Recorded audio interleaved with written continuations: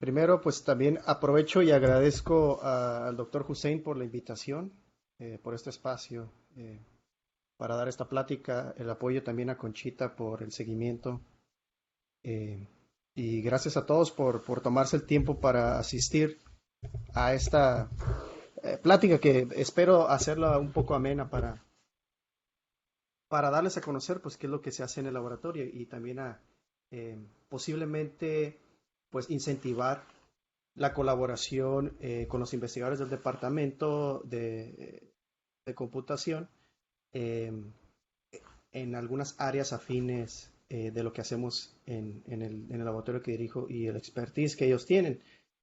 El título de la plática tiene por nombre Elucidación del espacio químico para comprender la relación del humano con su alrededor.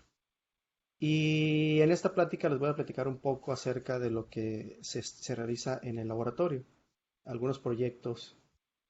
No voy a mencionar todos, sino algunos que creo que son relevantes y pueden empatar a un tipo de colaboración futura. Y para comenzar, les presento la siguiente imagen tomada en un parque en la Ciudad de México, donde quiero ilustrar la importancia de conocer lo que existe a nuestro alrededor a nivel microscópico. Y me defino microscópico a toda la escala por debajo de los micrómetros. Aquí podemos observar en este círculo que engloba a la mano de la mujer caminando eh, un fenómeno que tendemos a obviar, y es que existe una interacción entre lo que nosotros tocamos a través de la superficie de nuestra piel con todos aquellos objetos. Aquí en este caso particular pues pongo a la mujer que trae una bolsa o puede ser un celular.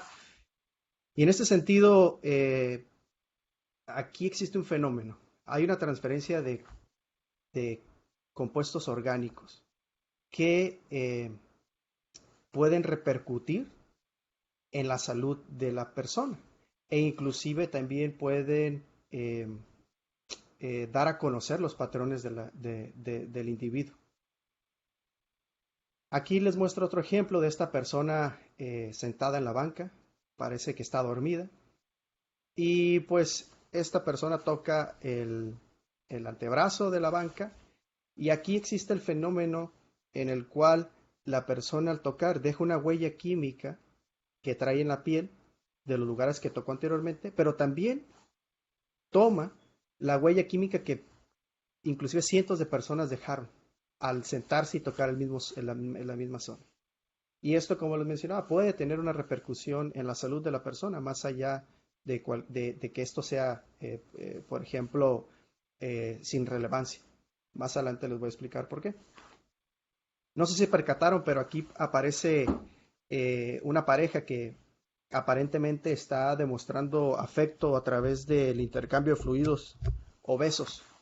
Y aquí existe también algo muy importante que quiero mencionar, y es que a través de este intercambio de fluidos, saliva particularmente, hay una transferencia de compuestos orgánicos de persona a persona, e inclusive de bacterias, hongos, virus.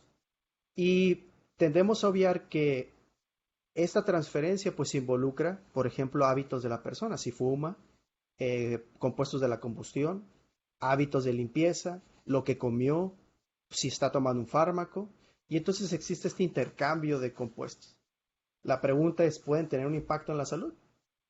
En teoría, lo pueden tener. Alguien toma un medicamento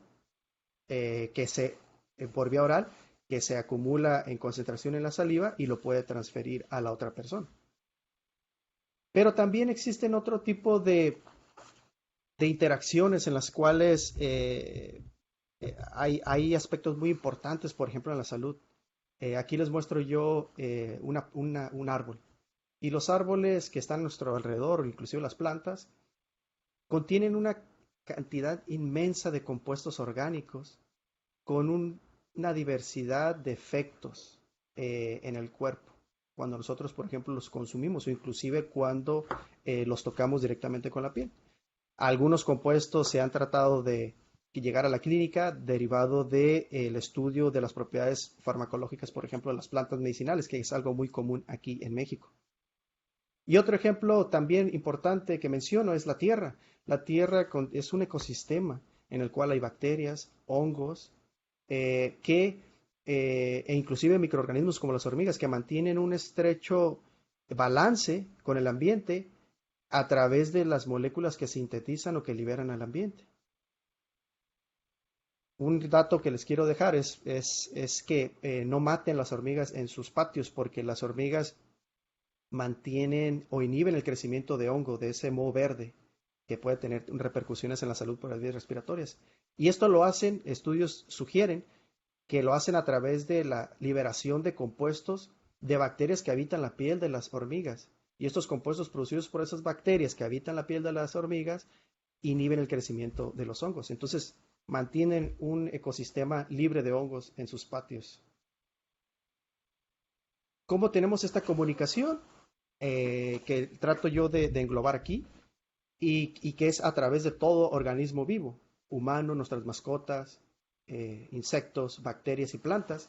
Es algo que denominamos o denomino mensajeros químicos. Y estos mensajeros químicos, eh, dada su función, son compuestos orgánicos eh, que tenemos que recordar un poco aquí la parte de nuestras clases de química orgánica, que involucran desde compuestos como la glucosa, la fructosa, inclusive como por ejemplo fármacos, proteínas o péptidos e inclusive ácidos nucleicos, ya sea derivados del RNA o el DNA. Y estudios sugieren que la interacción, ya sea inclusive por alergias, por ejemplo, o infecciones, está dado principalmente por la transferencia de estos compuestos químicos. Pero para conocer el impacto o el probable efecto que puede tener un organismo, por ejemplo, en el humano o con alguna otra especie, primero necesitamos comprender qué es lo que se encuentra presente a nivel molecular en estas especies. Aquí pongo ejemplo de una planta. Entonces, para comprender el potencial de los compuestos que contiene una planta, si pueden tener un efecto, por ejemplo, terapéutico o negativo, necesitamos conocer qué compuestos están presentes. Y para eso hay aproximaciones de estudio en la cual tratamos de dilucidar cuáles son esas moléculas, cuál es la estructura química. Y para esto brevemente hay técnicas tradicionales que aquí les presento de manera muy rápida, por ejemplo, cromatografía de líquidos, más bien cromatografía en capa fina, algunas un poco más sofisticadas como son espectroscopía UV visible para saber, basado en la absorción de luz en un espectro particular, qué posible compuesto está presente y algún otro tipo de técnicas como la cromatografía de líquidos para separar compuestos y medir sus espectros de absorción. Técnicas un poco más avanzadas que permiten ir un poco más allá en la caracterización de los compuestos, a diferencia de las anteriores, pues es la resonancia magnética nuclear, ya sea de protono y carbono, que permite conocer no las características químicas de las moléculas, sino la estructura, que es a final de cuentas lo que uno quisiera conocer cuando evalúa el potencial químico, los mensajeros químicos en alguna especie. Sin embargo, existen otros tipos de herramientas, aquellas que se utilizan fuertemente en el laboratorio que dirigimos, el laboratorio MC2, que son la cromatografía de líquidos como método de separación y la espectrometría de masas como método de detección, la cual nos permite generar una cantidad inmensa de información del tipo de compuestos o moléculas que existen en una especie, inclusive en superficies. Y para esto, aquí solamente les muestro la información que obtenemos, son algo que denominamos espectros MC1, que lo que hace es ionizar las moléculas y con base en esto pues podemos conocer cuál es la masa del compuesto y generamos también algo más llamado espectro de fragmentación MC2 que nos permite conocer la estructura ya que fragmentamos la molécula y con esto podemos armar el rompecabezas para conocer la estructura del compuesto. Algo que cabe mencionar es que por cada muestra que analizamos podemos generar hasta 2 GB de memoria, lo cual tenemos que analizar. Entonces esto representa un gran desafío cuando utilizamos cromatografía de líquidos, espectrometría de masas para conocer las moléculas que están presentes o mensajeros químicos. Antes de comenzar con la siguiente parte de la plática, quiero hacer la descripción o la definición de ciertos términos que voy a estar empleando. y que tratan sobre la elucidación de los compuestos orgánicos en especies. Primero, el metaboloma lo definimos como un conjunto de moléculas orgánicas pequeñas presentes o sintetizadas o incorporadas en un sistema biológico. Este sistema biológico puede ser una célula, un tejido o un organismo. La metabolómica es la ciencia que se encarga del estudio de los metabolomas de un sistema biológico. Y esta ciencia que trata de analizar a gran escala las moléculas orgánicas provenientes del metabolismo se centra en el siguiente esquema para ponerlos en perspectiva. Y primero debemos hacer un diseño experimental para seleccionar la muestra en la cual queremos nosotros identificar los compuestos orgánicos, la preparación de la muestra, que es fundamental también, y que es la que nos va a determinar qué compuestos detectamos, y la adquisición de datos, en la cual la realizamos por cromatografía de líquidos y espectrometría de masas. Estos datos crudos tenemos que analizarlos e interpretarlos biológicamente a través del análisis computacional exhaustivo, y varios software que empleamos en este campo, que es, diría yo, de los más complicados en todo este esquema general de un estudio metabolómico, se emplean softwares que se centran en algoritmos o en aprendizaje de máquina. Por ejemplo, uno de ellos para predecir estructuras se basa en Machine Learning utilizando la herramienta de Supporter Vector Machines. Una vez explicado la parte anterior, quisiera centrarlo y focalizarlo en los estudios que hemos realizado en el laboratorio. Y aquí les presento o les presentaré principalmente dos. Uno de ellos es el proyecto Metabolómica del Territorio de México, México, en el cual tratamos de caracterizar los compuestos orgánicos o metabolitos presentes en distintas especies que habitan México. ¿Para qué? Para crear un mapa químico, un mapa de diversidad química de las especies que habitan México. Ya sabemos que somos un país ampliamente rico en diversidad de especies. Ahora lo que nosotros tratamos aquí es elucidar los tipos de compuestos que sintetizan estas especies, desde plantas hasta insectos, reptiles, bacterias, hongos, entre otros, incluido, por ejemplo, alimentos comúnmente de nuestra dieta, ¿no? El otro estudio que les presentaré de manera breve es un estudio que llamamos el estudio DIP. El DIP es el Departamento de Innovación Biomédica, y en este estudio lo que nosotros tratamos de dilucidar son los compuestos a los cuales estamos expuestos a través de la exposición directa, de lo que tocamos, por ejemplo, las manijas. El tercer experimento o el tercer proyecto que tenemos es la elucidación de lo que están expuestos ciertas personas, por ejemplo, en talleres mecánicos, qué tipo de compuestos están siendo expuestos al estar tocando todos estos compuestos derivados del petróleo. Pero principalmente esta plática me voy a centrar en los dos primeros.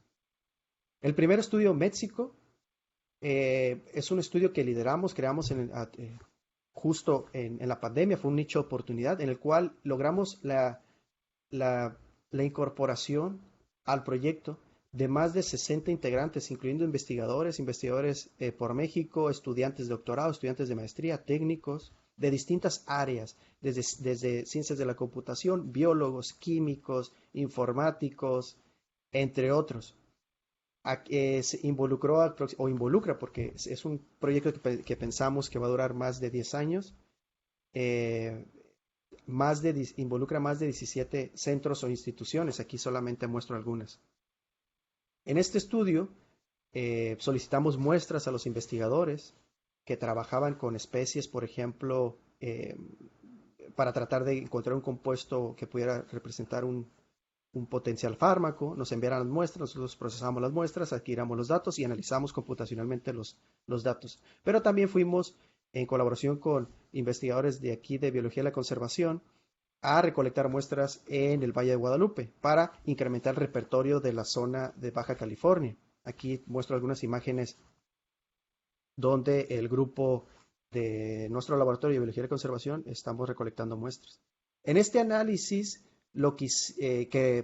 o más bien este proyecto, comprendió la incorporación al proyecto de aproximadamente 130 especies, algunas marinas y algunas terrestres, plantas, hongos, reptiles, incluidos el suero para saber qué es lo que contenían en este fluido, en el veneno de la víbora cascabel, corales, anémonas, el chile habanero, plantas medicinales, plantas típicas de una región, bacterias aisladas de lagos, de lagunas, de mar, para tratar de comprender en la mayor medida posible la diversidad que existe en el espacio microscópico. Y mediante análisis estadísticos multivariantes podemos incorporar esa información que aquí se muestra en este análisis de coordenadas principales, cada una de las especies que corresponde a un punto, y podemos ver la similitud o diferencia de las especies, tomando en consideración los compuestos que detectamos y la abundancia. Y aquí, por ejemplo, podemos observar que dentro de los distintos análisis que podemos hacer, que hay una diversificación en el tipo de compuestos que producen el reino, la clasificación de eucariotas con respecto a las bacterias. Y este tipo de análisis lo podemos emplear a distintos niveles para tratar de saber qué diferencia una especie con respecto a otra en términos de lo que produce. Y aquí este diagrama o histograma muestra solamente la distribución del tamaño de los metabolitos que detectamos. Aproximadamente detectamos 50,000 potenciales compuestos orgánicos provenientes de las 130 especies que estamos tratando de caracterizar a nivel de estructura química. Pero primero lo que hicimos fue una aproximación un poco general. De estos aproximadamente 50,000 compuestos, solamente pudimos colectar información para conocer la estructura de 18,000, perdón.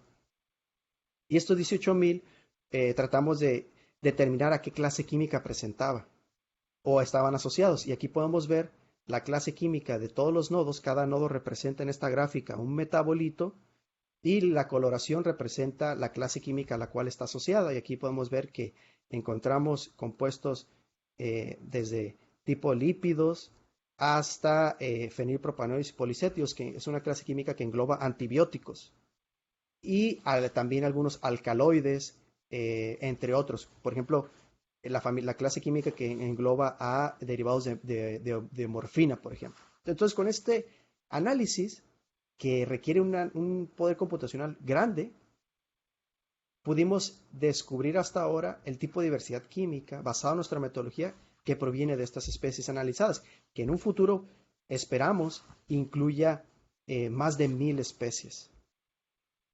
Otro de los tipos de análisis que hacemos es un poco más detallado. Aparte de conocer la clase química a la cual pertenecen estos compuestos, que son clases químicas muy diversas, podemos definir también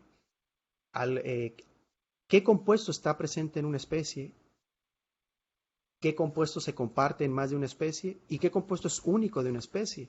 Y para esto les muestro aquí 3 ejemplos, 3 subredes que provienen de esta red molecular grande, 18,000 nodos.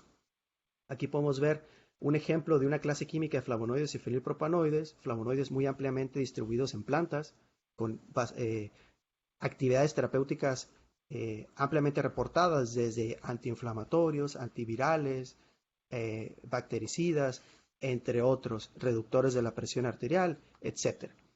Y podemos ver que mediante esta representación, cada uno representa un metabolito, la unión entre ellos representa que la estructura es semejante entre ellos, y podemos observar aquí la coloración tiene un significado distinto. La coloración se da por en dónde se encuentra, si en un animal, una planta, una bacteria o un hongo. Y aquí observamos, por ejemplo, que este tipo de compuestos, fenilpropanoides, está principalmente en animales, siendo que los flavonoides, estos que se muestran acá, están preferencialmente expresados o preferencialmente abundantes en plantas. Esto ya lo sabíamos. Pero mediante este análisis, donde analizamos en conjunto especies, podemos conocer exclusividad de metabolitos y metabolitos que se comparten. Este otro ejemplo son lipopéptidos. Estos compuestos tienen efectos antifúngicos y bactericidas y son muy ampliamente estudiados en el área biomédica. Y aquí podemos observar que principalmente nosotros los encontramos en bacterias, salvo algunos de ellos que también los encontramos en hongo. Como se ve reflejado aquí la coloración, el área es proporcional a la abundancia presente en esa especie. Y otro tipo de ejemplo donde podemos encontrar compuestos ahora más abundantes en hongos, pues son estas fitotoxinas.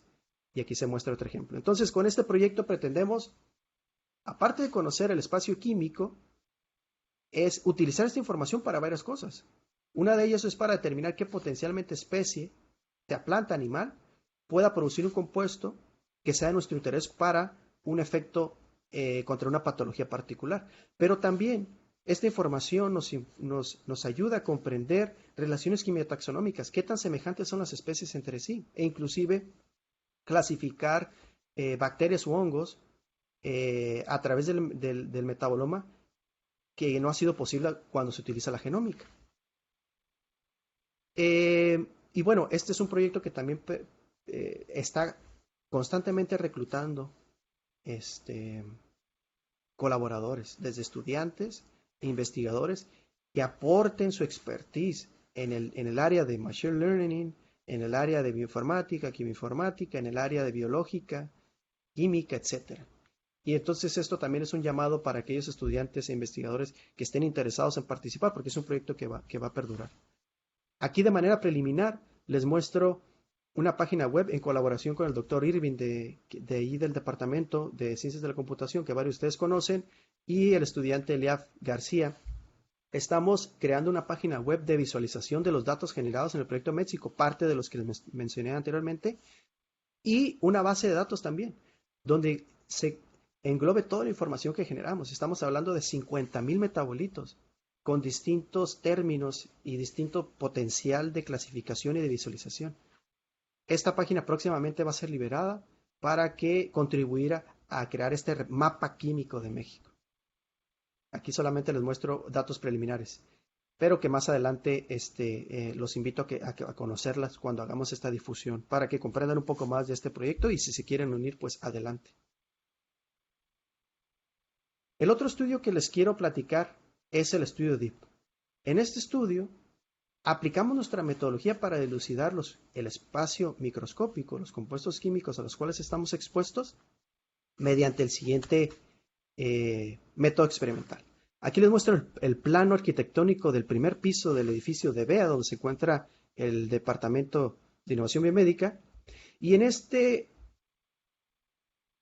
edificio, primera planta, tomamos una muestra superficial con un hisopo de algodón especial de la manija de la entrada del edificio, del botón del elevador y de la entrada del laboratorio, que se encuentra posterior a la entrada principal.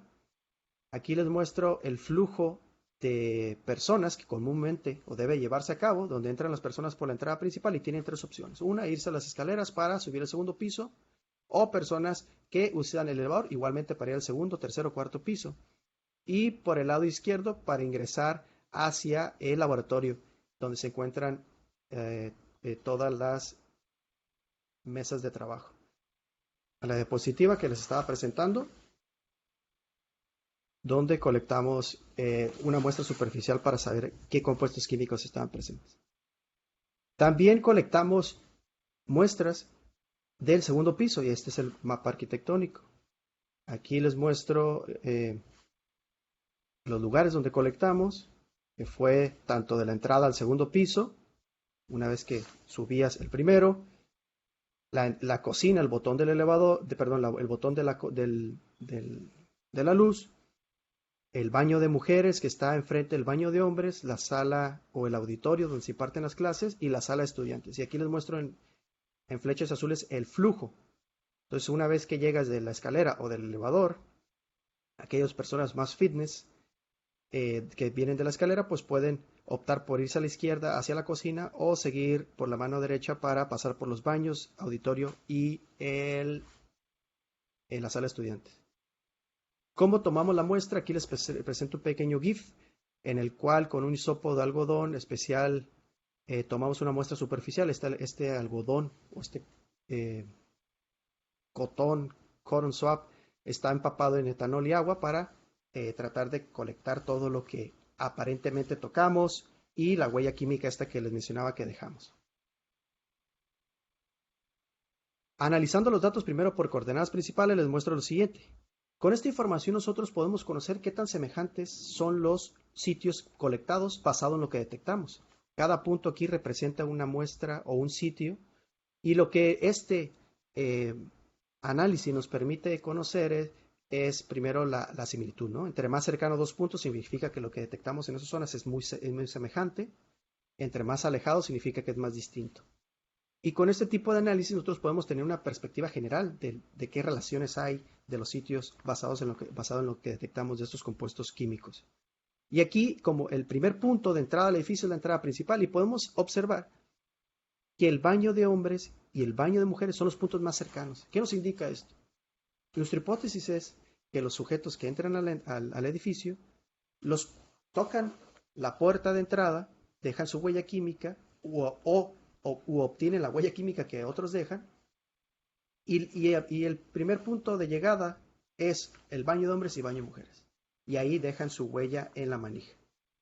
Esto de alguna manera a nosotros nos permite hipotetizar que el patrón de conducta es que las personas que llegan al edificio se van primero a los baños, hacen una escala. Y esto es como un ejemplo, y para no entrar mucho en detalle, es lo que podemos o hacemos con este tipo de análisis. Al igual que en el proyecto México, estos 9 sitios que obtuvimos muestras y analizamos los compuestos, pudimos detectar aproximadamente 5.000 compuestos, de los cuales obtuvimos 2.263 información para conocer estructura. No podemos conocer estructura de todo por limitantes de la metodología. Entonces, aunque detectemos 50.000, solamente podemos caracterizar o conocer la estructura química de aproximadamente el 30%. Aquí les muestro esta red molecular global que involucra a través de un nodo que representa un compuesto orgánico todos los sitios corporales. La unión entre dos nodos significa que la estructura molecular de esos compuestos es semejante. Y aquí les muestro lo siguiente, clasificamos primero químicamente algunos de estos compuestos para saber la diversidad química a la cual estábamos expuestos, y pues hay compuestos de distinta clase química. Hay compuestos, por ejemplo, ácidos grasos, que es de esperarse porque componen la membrana celular de nuestra piel, y algunos otros compuestos nitrogenados, compuestos argonoxigenados como que engloban a carbohidratos, también compuestos esteroides y derivados. Y aquí les muestro ejemplos particulares de lo que encontramos. ¿Qué encontramos? Detectamos e identificamos dos compuestos asociados a cremas de protección solar que tienen capacidad de filtrar rayos UV. En esta gráfica les muestro yo cada uno de los puntos. Desde la entrada principal, laboratorio elevador, entrada principal, segundo piso, baño de hombres, baño de mujeres. Este es un control. El hisopo sin colocarlo en una zona. Sala de estudiantes, auditorio. Perdón, esta es la cocina. El blanco está acá. ¿Qué es lo que graficamos aquí? La abundancia de estos compuestos detectados, donde entre más alto significa que más se detectó o se detectó en esa zona. Y aquí lo que observamos es de que estos compuestos usados en cremas protectoras solares los encontramos principalmente en baños de hombres.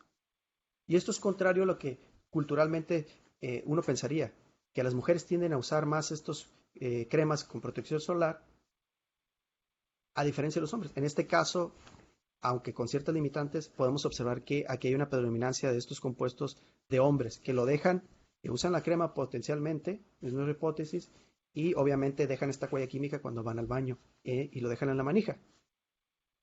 Otro de los ejemplos que quiero mostrarles es este compuesto que detectamos e identificamos, la galaxolidona. Este compuesto se encuentra en los perfumes y se utiliza como un fijador, que se le asocia como un olor de cuero. Se ha asociado efectos negativos a la salud, por ejemplo, disruptir el sistema endocrino que está involucrado en hormonas, en regulación de metabolismo, glucosa, etcétera, y tiende a bioacumularse, entonces potencialmente siendo más riesgoso. Este tipo de compuestos, aunque se conoce que están en perfumes, no se especifican en los ingredientes. Aquí lo detectamos y lo que podemos observar es que estamos siendo expuestos a eso. La relevancia o si la concentración es suficiente como para ejercer un efecto negativo en la salud, no lo sabemos. Al menos con este estudio podemos saber que está presente en nuestro alrededor, en las zonas donde comúnmente tocamos. Un ejemplo muy interesante que les muestro a continuación es la progesterona. Este esteroide es una hormona sexual. La encontramos y la detectamos y se asocia con vínculo social. El sitio de muestreo donde más está abundante es en el auditorio, en el auditorio donde los estudiantes toman clases. Nuestra hipótesis es la siguiente. Este compuesto usualmente se analiza a través de muestras de sangre. Aquí lo interesante es que lo podemos detectar en espacios donde tocamos, lo que indica que se transpira o que lo podemos detectar a través de la piel. Algo muy interesante, pero la mayor relevancia de este hallazgo es que es dónde lo encontramos. Esta hormona se asocia que cuando hay un vínculo social entre personas o hay un bienestar, se libera al torrente sanguíneo y nos evoca esta, digamos, felicidad o conformidad. Aquí lo encontramos en el auditorio de estudiantes, lo que nos hace pensar que donde toman los estudiantes sus clases, hay un vínculo, se sienten bien, hay un bienestar. Y lo demuestran o lo demostraron en este estudio a través de la liberación en la piel y su huella en la manija donde detectamos nosotros la progesterona. De tal manera que con este tipo de análisis de muestrear edificios, podemos conocer tanto al riesgo al cual estamos expuestos, pero también conocer patrones de conducta de los individuos que comúnmente transcurren. El ejemplo que les presentaba de cómo nosotros hipotetizamos que los sujetos entran al edificio y lo primero que hacen es ir a los baños, y a través también de esta progesterona que nos permite conocer en qué zonas potencialmente hay una liberación de felicidad o de bienestar, ¿no? Como es el caso de la progesterona en el auditorio. Y esto es obviamente una buena noticia para nosotros los profesores que impartimos clases en ese auditorio. Voy a dejar hasta aquí la explicación de los estudios. No voy a entrar mucho en detalle para tratar de dejar más claro el potencial y la necesidad también de futuras colaboraciones con distintas aristas en esta metodología que seguimos, que es el análisis de datos.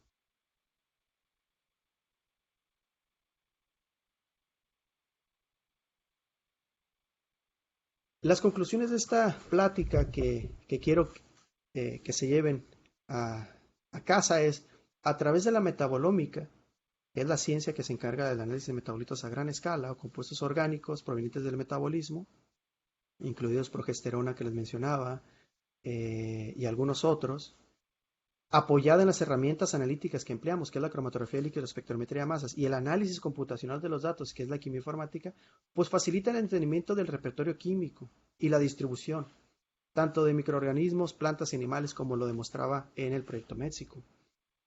Pero también a través del análisis de superficies de contacto, como lo pueden ser nuestro celular, ahorita ustedes lo que estén tocando, sea su mesa, su barbilla, el respaldo de un asiento, inclusive su ropa, nosotros podemos al analizar qué compuestos están presentes, eh, podemos determinar si hay un riesgo, a qué estamos siendo expuestos. Y esto pues es muy importante, ¿no? Para determinar potenciales riesgos a la salud, inclusive los patrones de conducta. Y la detección de metabolitos por estas técnicas pues puede realizarse, como les mencionaba, en distintas superficies. No solamente es posible en estructuras y piel humana, sino también en agua, en, en celulares, en la tierra inclusive. Usualmente la metabolómica en México se aplica para analizar los metabolitos en plantas, por ejemplo, o en extractos de bacterias. Pero con esta práctica quiero mostrarles que las capacidades son mayores. Podemos analizar prácticamente todo aquello en lo cual nosotros podamos colocar un hisopo de algodón o alguna otra aproximación. Y con esto, pues, como les mencionaba, podemos utilizar esta información para evaluar patrones de conducta y potencial exposición a compuestos tóxicos. Y esto obviamente pues nos permite generar hipótesis, como el ejemplo que les ponía de la progesterona detectada en el auditorio, que nos permite hipotetizar sobre este bienestar de los estudiantes en las zonas donde realizamos las clases. Y por último, quiero mencionarles que existe un enorme potencial para desarrollar nuevas herramientas informáticas y mejorar las existentes en el área de la metabolómica, que involucran expertices de investigadores en el área de computación, como es el caso de de Machine Learning. Ya que la metabolómica es una ciencia relativamente joven comparada con proteómica y genómica y está en constantemente evolución. Los cuellos de botella son la caracterización, la identificación primero y la caracterización de las estructuras moleculares de los compuestos.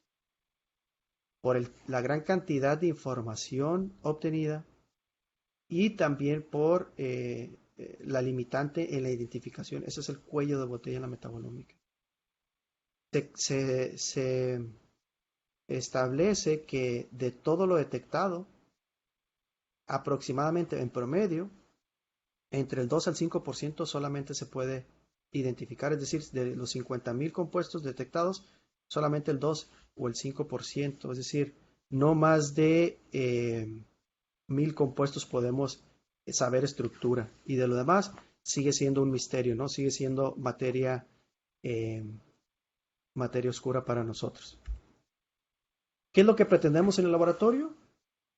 Es un laboratorio joven que está encaminado a poner la huella en México para dilucidar, iluminar el espacio químico y con esto generar información para que otros investigadores en sus áreas respectivas puedan utilizar la información para acelerar descubrimientos, tanto como el descubrimiento de nuevos compuestos provenientes de una fuente natural, de una bacteria, de una planta, y también pues para tener un mapa químico del país que nos permita eh, generar nuevos hallazgos y acelerar descubrimientos en una infinidad de áreas, desde microbiología, microbiología ambiental, biomedicina, biotecnología, entre otras.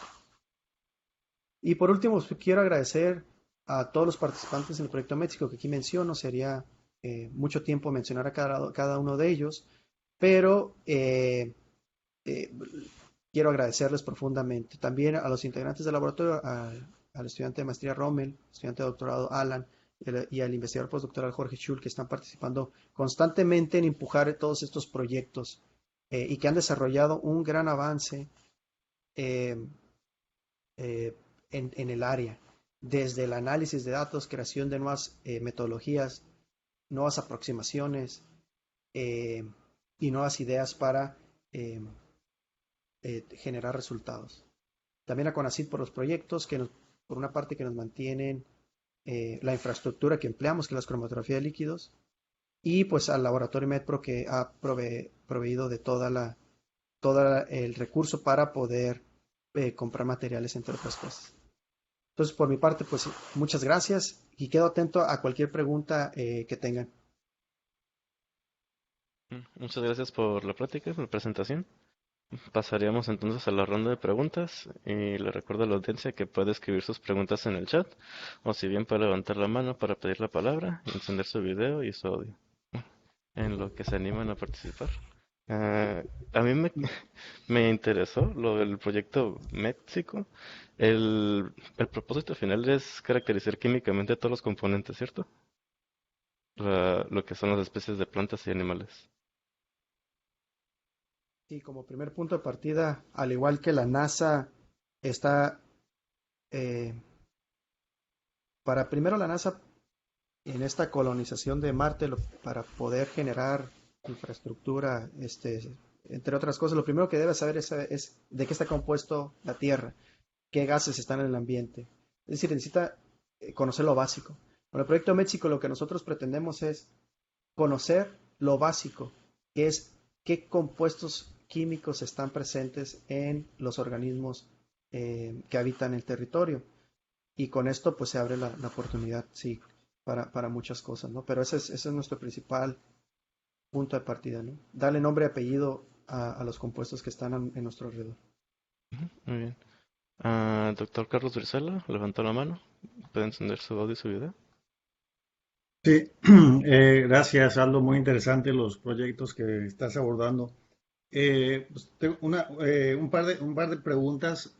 Primero es si has pensado proponer a la Dirección de Estudios de Posgrado usar, medir, digamos, la abundancia de progesterona para reemplazar a la evaluación de los profesores que tenemos actualmente. Este, digo, nunca, Negocio. nunca había, Nunca había Me pensado en pasa la esa. pregunta seria ahora. Eh, em, ¿se tiene idea del tamaño del metaboloma, por ejemplo, no sé, por lo menos de algún organismo pequeño, de una especie pequeña, bacteria, hongo? Sí, como en cualquier ciencia existen discrepancias en definiciones. Metaboloma hace referencia a diferencia de proteínas que son muy grandes, ¿no? Entonces Ujú. siempre existe a partir de cuánto, de qué tamaño denominas metabolito y proteína.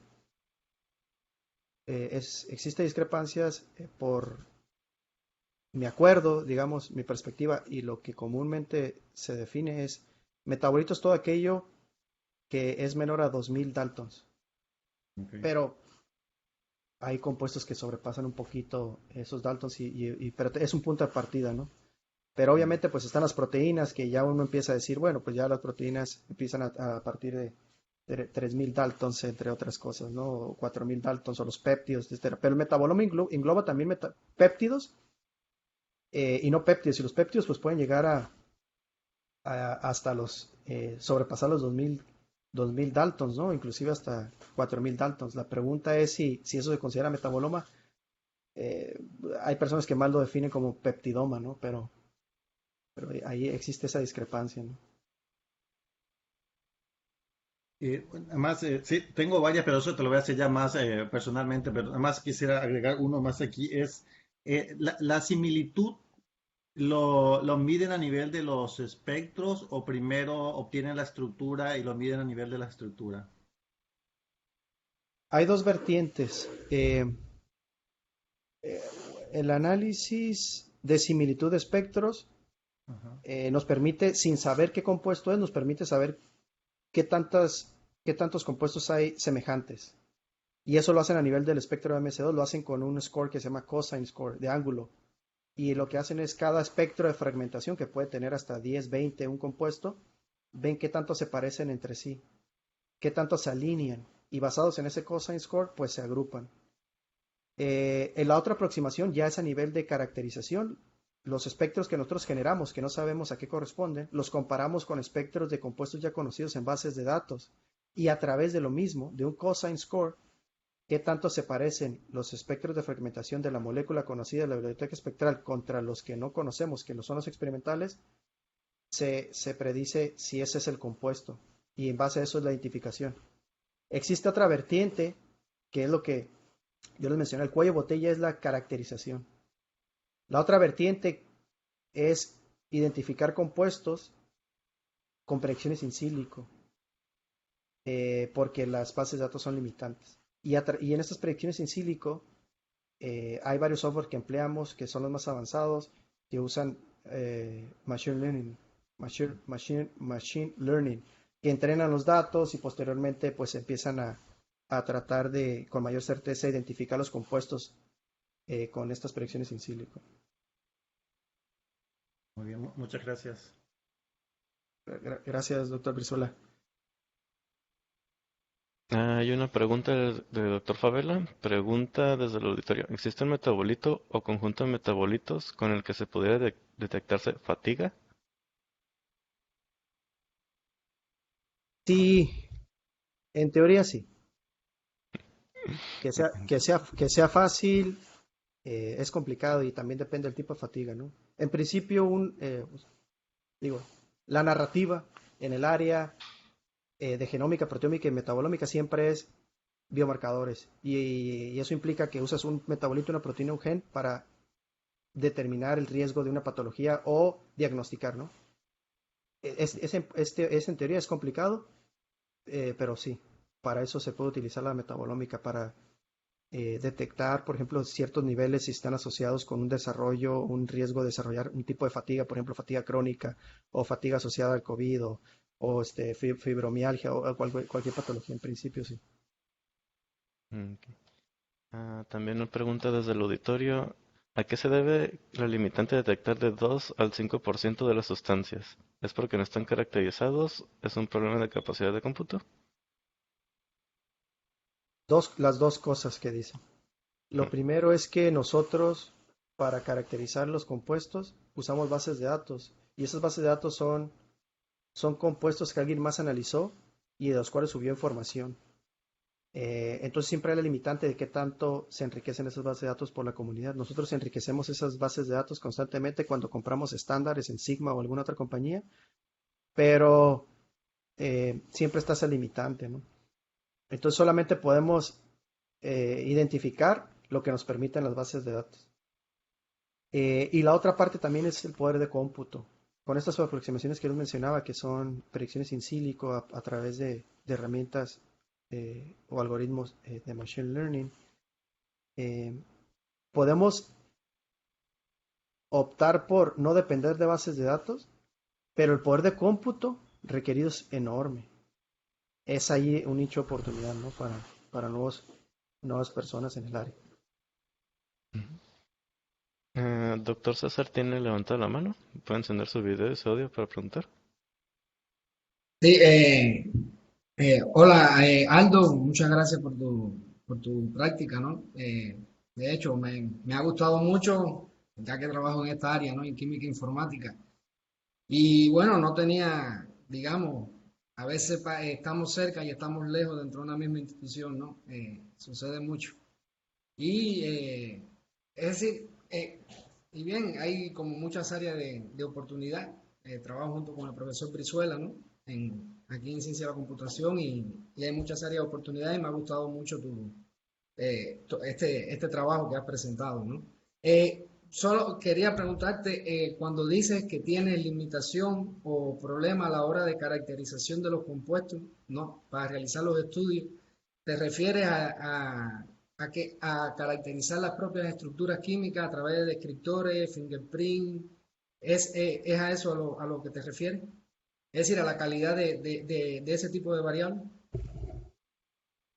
¿Qué tal, doctor? Mucho gusto. Primeramente, eh, nosotros empleamos algo que se llama espectros de fragmentación, que es las señales de los iones provenientes de la fragmentación de la molécula, que después tratamos de armar como un rompecabezas, ¿no? ¿A qué parte molecular o qué fragmento de la molécula corresponde cada uno de ellos? Y la limitante sí radica en eso. Eh, Radica en el hecho de que estos fingerprints, predicciones in silico, podemos prácticamente predecir para los 50.000 compuestos, por ejemplo, de Proyecto México, una estructura. La pregunta es si esta anotación o identificación es confiable, ¿no? Y lo que han demostrado, pues, la validación de estas predicciones para los distintos softwares con distintos algoritmos nunca llega más arriba del 60%, algunos 70%, inclusive algunos muy bajos. Entonces, es más que nada en la calidad de esos fingerprints. eh, y pues eso sí seguirá siendo la limitante, ¿no? Bueno, en ese sentido, bien, yo en mi trabajo de doctorado, ¿no? Hace muchos años ya propuse nuevos algoritmos de caracterización, ¿no? Fingerprint son muy utilizados, digamos, porque se entiende bien por parte del químico, de los biólogos, ¿no? Porque son, digamos, informativos, pero sí tienen esa dificultad de ser poco predictivos, ¿no? Actualmente tenemos en conjunto el profesor Brizuela y yo una tesis de doctorado, ¿no? Precisamente es para optimizar el espacio, es decir, encontrar el mejor espacio de caracterización para compuestos bajo estudio, ¿no? Estamos felices porque fue recientemente apoyado con un proyecto de ciencia de frontera y bien, y creo que puede ser un área importante donde podemos colaborar, porque de hecho después mostraste algunos trabajos relacionados con redes, ¿no? Es decir, en redes de similitud. Y ahí, es decir, y la calidad de la red, además una de las cosas que depende es de la calidad de los descriptores, es decir, que se puedan utilizar para mostrar esa información, ¿no? Porque noté mucho, por ejemplo, en la red como que te quedaban muchas, digamos, en la parte de otro, que eran los grises, digamos que quedan aislados del resto. Y eso puede estar motivado, digamos, primero por la calidad de las variables que se utilicen, que es donde uno de los lugares donde podemos colaborar. Y bueno, en ese sentido también quería preguntarte el análisis, digamos de las comunidades, ¿no? En la red. Eh, lo están haciendo con algunos de estos software que mencionas que son profesionales. Te lo menciono porque nosotros, bueno, el profesor Brizuela recientemente se nos graduó un estudiante de doctorado que estaba mirando tu trabajo y estaba mirando el de él, lo que el de él fue aplicado, digamos, en péptidos antimicrobianos, ¿no? Y precisamente trabajamos todos esos temas de redes, ¿no? De redes de similitud y análisis de comunidades, diferentes algoritmos, ¿no? Incluso uno de los algoritmos para tratar de reducir el espacio, ¿no? Pues tiene un espacio grande, tratar de reducir ese espacio y tratar de encontrar, digamos, los compuestos más relevantes sin necesidad de perder información, ¿no? Y creo que pudiera ser útil, ¿no? Si pudiéramos, no sé, en el futuro colaborar, sentarnos, para ver algunas de esas cosas, porque sí tenemos muchas inquietudes en ese sentido, ¿no? Sí, sí, claro que sí. Lo platicamos, Y, y, encontramos lo, un y, tiempo. y ahora mirando ahí, cuando me estabas mencionando sobre, es decir, buscar a qué fragmento pudiera pertenecer, recientemente se realizó un trabajo, bueno, se puso un trabajo en esta conferencia de representación del conocimiento, ¿no? Que está muy bonito porque miraron este mismo problema, ¿no? Digamos, de mashear, ¿no? De buscar a qué fragmento pudiera pertenecer a través de gramáticas regulares, ¿no? Que es un concepto que se utiliza, digamos, en teoría de la compilación y en lingüística para generación de lenguaje, ¿no? Y entonces miran como la generación molecular la miran como un lenguaje porque tiene su determinadas reglas léxicas y semánticas, ¿no? No es unir por unir, todo tiene sus reglas. Y entonces lo miran de esa forma y está muy interesante que pudiéramos decir, que se puede analizar en ese sentido y nos puede ayudar, ¿no? De hecho, lo compararon con forma de hacer eso mismo con métodos de deep learning y sí, con métodos, digamos, más tradicionales y sí, es decir, los resultados sí fueron increíbles, demostraron mucha, Sí, digamos, superioridad, ¿no? sí, sí, ahora que lo menciona. Los péptidos son un caso aparte. Los péptidos son fáciles de predecir su fragmentación. Sí, Es decir, la identificación de péptidos es muy predecible. sí, sí. El cuello botella y donde existe la mayor necesidad es en la caracterización de moléculas no peptídicas, ya que son muy diversas. Es ahí donde existe este desafío y este llamado, ¿no? Para buscar alternativas. Exacto. La tesis de doctorado que te comentaba es en caracterización de moléculas no peptídicas, ¿no? Es decir, en moléculas orgánicas pequeñas, ¿no? De hecho, lo Sí, que pasa, y lo estamos probando precisamente digamos, base de datos toxicológicas, ¿no? Sobre todo de toxicidad en el hígado y de toxicidad oral aguda, sí, sí, sí. precisamente por lo complejo y lo diverso que pueden ser las estructuras químicas que pueden presentar diferentes niveles de toxicidad, ¿no? Por eso te mencionaba es decir, otro campo de aplicación y que pudiéramos establecer un contacto en ese sentido, ¿no? Absolutamente, claro que sí. Pero muchas gracias y un gusto Platicamos. conocerte. Igualmente, muchas gracias. Hay una pregunta más en el chat por parte de Héctor Sandoval que pregunta, ¿hay proyectos similares a México que estén realizando en otros países? Que yo tenga conocimiento, no.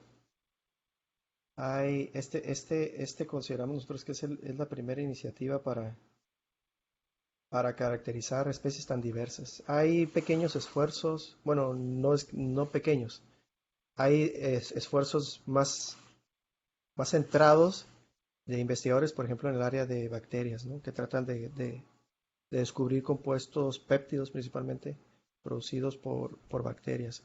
Pero este proyecto de México abarca más especies. Entonces, en mi conocimiento es el primero en el mundo que obviamente enfocado en México, por nuestro interés en el país, que analiza esta diversidad, ¿no? Y para tratar de comprender eh, esencialmente sí, la diversidad de compuestos. Listo. Entonces, si me permite leerla, el Centro de Investigación Científica y de Educación Superior de Ensenada, Baja California, en el Departamento de Ciencias de Computación, otorga la presente constancia al doctor Aldo Moreno Ulloa por su impartición del seminario Elucidación del Espacio Químico para comprender la relación del humano con su alrededor, presentado al Departamento de Ciencias de Computación el día 20 de mayo del 2022. Confirma el doctor Gilberto López Mariscal, coordinador del programa de posgrado de Ciencias de Computación. Y decir nuevamente muchas gracias por su participación, por aceptar la invitación, por su charla y su presentación. Muchas gracias, Sarit. Muchas gracias a todos, Conchita, doctor Hussein, a todos. Muchas gracias por la participación y encantado.